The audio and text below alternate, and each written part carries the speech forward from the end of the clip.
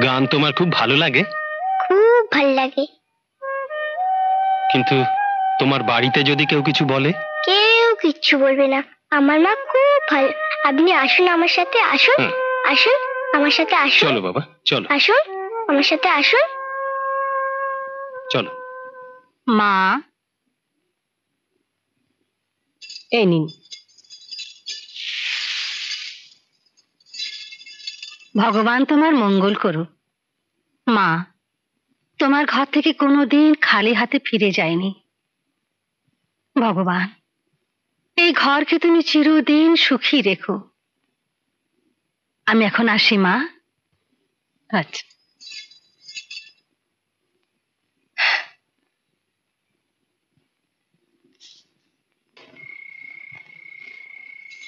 মা দেখো কাকে এনেছি।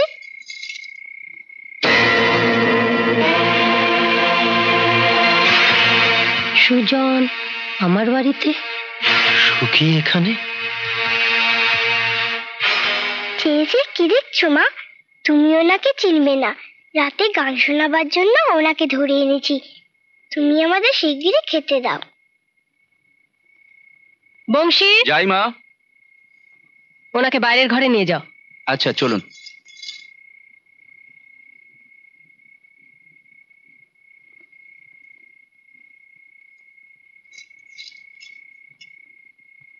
বাবা ঝিনুক, ওই বাউলকে তুমি কোথা থেকে ধরে নিয়ে এলে? বটতলায় বসে গান গাইছিল। জানো মা, এই পৃথিবীতে তার দুজন ছাড়া আর কেউ নেই। দুজন ছাড়া কেউ নেই? হ্যাঁ, তার মেয়ে মালা আর তার হাতে দোতারা। মালার মানে? না মা, মালার মা মারা গেছে। বাবা ঝিনু, তুমি তাকে ধরে এনেছো না উনি নিজে নিজে এসেছেন?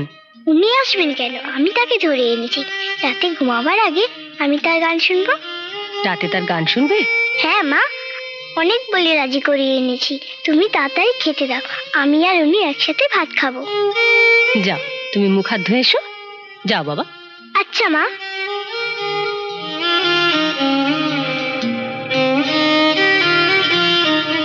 সুজন আজ বাউল হয়েছে। সখী, আমি একটু উত্তরপাড়া যাচ্ছি, ফিরতে আমার একটু রাত হবে। একটা বিচার আছে। কিসের বিচার? পরেশ ওর বউকে সন্দেহ করে। ওর বউ নাকি পরেশের চোখকে ফাঁকি দিয়ে অন্যের সঙ্গে ফষ্টি নষ্টি করে। পরেশ বিবাহ বিচ্ছেদ চায়। শুধু সন্দেহ করে? যাই হোক, যা করবে একটু বুঝে শুনে করো। এমনও তো হতে পারে মেয়েটা নির্দোষ। তার স্বামী যা ভাবছে সব ভুল, সব মিথ্যে। আর যদি সত্যি হয়? যদি সত্যি হয় তাহলে মেয়েটাই পাপী। স্বামীর ঘরকে যে ভালোবাসে না তার জায়গা ভগবানের কাছেও নেই, স্বামীর কাছেও নেই। আমি চলি। দেখো বেশি রাত করো না। না। মা, দুধটা পড়ে গেল। বাউল কাকা, এবার একটা গান শোনান। গান তোমার খুব ভালো লাগে তাই না? হ্যাঁ কাকা, গান আমার খুব ভালো লাগে। আমি আপনার কাছে গান শিখবো। ইচ্ছে করলেই তো গান শেখা যায় না বাবা। যে কখনো বড় আঘাত না পেয়েছে সে কোনোদিনও মনের মতো সুর খুঁজে পায় না। তাহলে আশীর্বাদ করে আমি যেন বড় আঘাত থেকে গান শিখতে পারি। না না বাবা না, অমন কথা বলো না। আমি আমি তোমায় গান শেখাবো, নিশ্চয়ই শেখাবো। সখী, কেন ধরো। আমার বাড়িতে দোতারা বাজাচ্ছে কে? এক বাউল। ওই ঝিনুক কোথা থেকে ধরে এনেছে গান শোনার জন্যে। ওকে নিয়ে আর পারি না, কখন কি যে বায়না ধরে তার কোনো ঠিক ঠিকানা নেই। বাবা, আমাকে একটা দোতারা কিনে দেবে? আমি বাউল কাকার মতন গান শিখবো। গান শিখবি? গান শিখে তুই বাউল হবি? গান শিখলেই বাউল হয় না বাবু। তা অবশ্য হয় না। বাবা বলো, তুমি আমার দোতারা কিনে দেবে কি না? তা না হয় দিলাম, কিন্তু তোকে গান শেখাবে কে কেন এই বাউল কাকা আমায় গান শেখাবে? কি বাউল কাকা শেখাবে না? শেখাবো বাবা, নিশ্চয়ই শেখাবো। তোমার কথা শুনে মনে হচ্ছে তোমার বুকের মধ্যে সুরের আগুন জ্বলছে। আর কাউকে কিছু দিতে না পারলেও যদি তোমাকে আমি আমার সুরের সাধনা সবটুকু দিয়ে যেতে পারি, তাহলে আমার এই জীবন সার্থক হবে। এইটুকু ছেলে তুমি ঝিনুক, তুমি আমায় বুঝতে পেরেছো। আর কেউ এই বাউলকে না চিনুক, না জানুক, তুমি আমায় চিনতে পেরেছো বাবা। আমি শেখাবো, আমি তোমায় গান শেখাবো। তাহলে তুমি আমাকে কথা দাও, আমাকে ফেলে যাবে না? বাউলকে কেউ কোনোদিন আটকে রাখতে পারে না বাবা। তবু আমি যেখানেই যাই না কেন, মাঝে মধ্যে এসে তোমায় গান শিখিয়ে যাব। কথা দিলে তো? হ্যাঁ, কথা দিলাম। আচ্ছা বাউল, তুমি কোন গ্রামের মানুষ?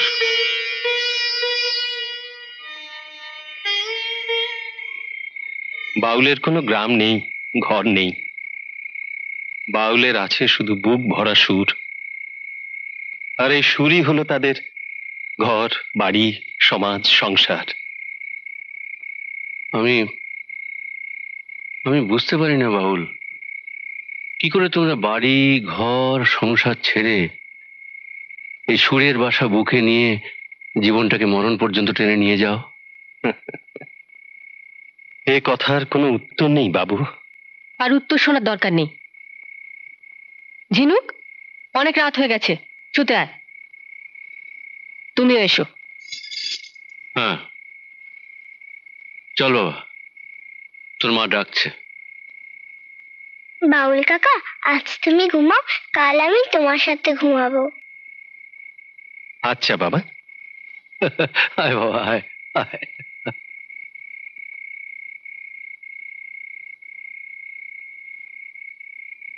আচ্ছা, তোমার সেই বিচারের কি হলো? কি আর হবে, ওই বউটার দোষ। বিয়ের আগেই মেয়েটা প্রেম করছিল। তাতে কি হয়েছে? বিয়ের পরে তো আর... আরে না না, যে মেয়ে বিয়ের আগে প্রেম করে সেই মেয়ে তো বিয়ের পরে আরো 10 জনের সঙ্গে ফষ্টি নষ্টি করতে পারে। আর এমন মেয়েকে যদি ঘরের বউ করে আনা যায়, তাহলে তো নিজের পায়ে নিজে কুড়ুল মারা। আমি হলে তো অনেক আগেই ওই রকম মেয়েকে... জেগে রাত হয়েছে, শুয়ে পড়ো।